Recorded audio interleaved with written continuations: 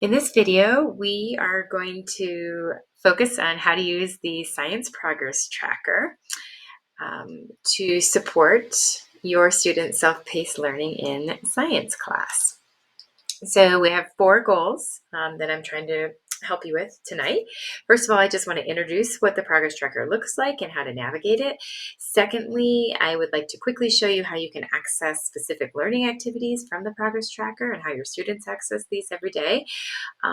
Third, I just wanted to briefly talk about how we use this progress tracker also as a collaborative tool in class. And finally, I wanted to briefly mention what kinds of things you're going to find or not find on Infinite Campus. So the progress tracker is a tool that the kids are using every single day to help them navigate through our course because we are self-paced. And so that means different kids are doing different things on different days.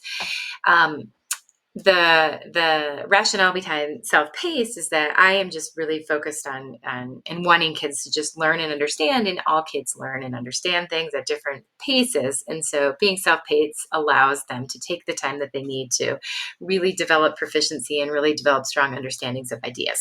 So the pacing or the progress tracker is a Google spreadsheet. And I am including links for all the class progress trackers in the email that you are getting. This progress tracker link will be the same link that we use all year long in each particular period. So right now we're looking at period 5, and this is a physical science class. So if you have a 7th grade student, then they have a life science focused progress tracker. The format is the same. How we use it is the same. Obviously, there's going to be different activities. So the opening page here is just going to show a rundown of all the different lessons that we're doing. So in this particular learning expedition or unit, the kids had 4 different lessons that they were working their way through. They had a lesson on safety, and then they had 3 lessons that are associated with our crank flashlight phenomena. So this is just kind of a general page. It will give you a general overview of where kids are. And you can see that there's just 2 colors on here. Either the lesson is complete or it's not complete yet. So if you see a green, that means it's complete. And a complete means not only is everything completed, all the activities that they need to do have been done, but the kids have shown proficiency, have shown that they understand the main ideas I was hoping for them to get out of each particular activity.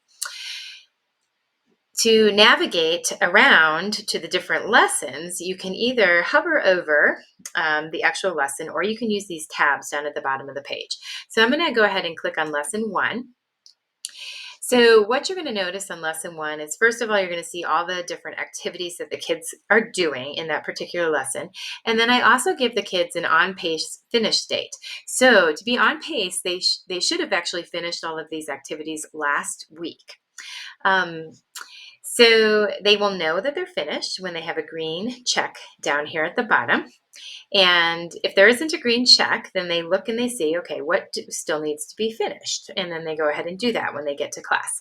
You're going to notice that there's more colors on this activity key. Then this is just to help them with specific feedback I've been giving them. So we still have the green, which means it's complete and proficient. The white is it's not proficient yet. If you see any yellows, it just means that I've given the kid feedback that they need to go and address and revise their work. Sometimes I would just need kids to check in with me. So the red is just a little reminder, hey, you need to just talk with Miss Mayer the next time we're in class. Individual check-ins are purely that. They're just check-ins that the kids do individually to make sure that they're understanding all of the ideas and able to make sense. If it's not an individual check-in, then all these other learning activities, they always have the choice to collaborate with other kids. Finally, I have something called should do and aspire to activities. So should do and aspire to are not required. Should do's come in 2 forms. There's should do practice activities. So for example, this activity was a practice activity. So if a kid felt like, hey, I need a little bit more practice with the ideas that I just worked with, they could do that should do.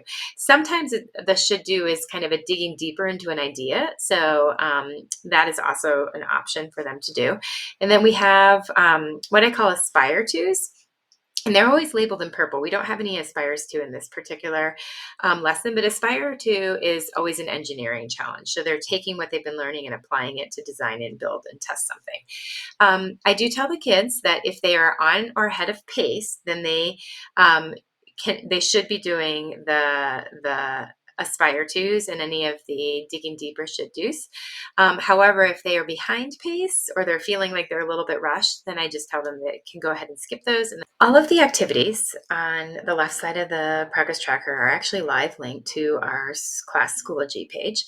So this is an easy way for students to just access the activities and the directions and any materials that they're going to need to actually submit their final thinking.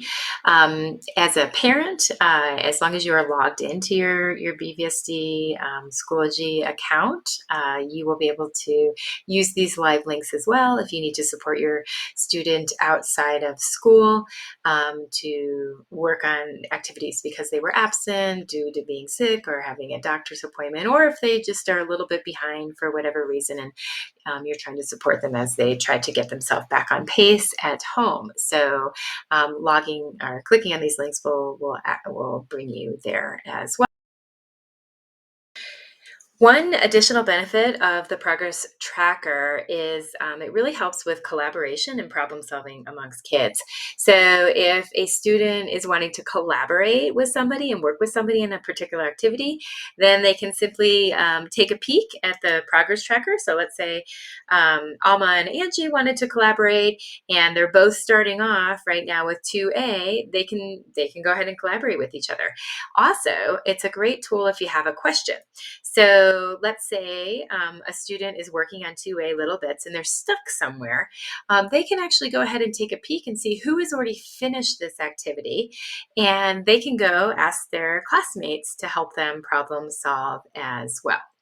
To wrap things up, I just briefly wanted to mention Infinite Campus. So, as I've already explained in the back to school video, we do not have grades in this class. So most of the feedback is just you're gonna find feedback through the progress tracker and through our Schoology page. However, I do update campus every time we have finished a lesson. You won't see a grade on campus for science, but you can go in and see the different lessons that we've done. And those lessons will either have a 1 if your student has finished all the must-do activities and they have shown proficiency on everything.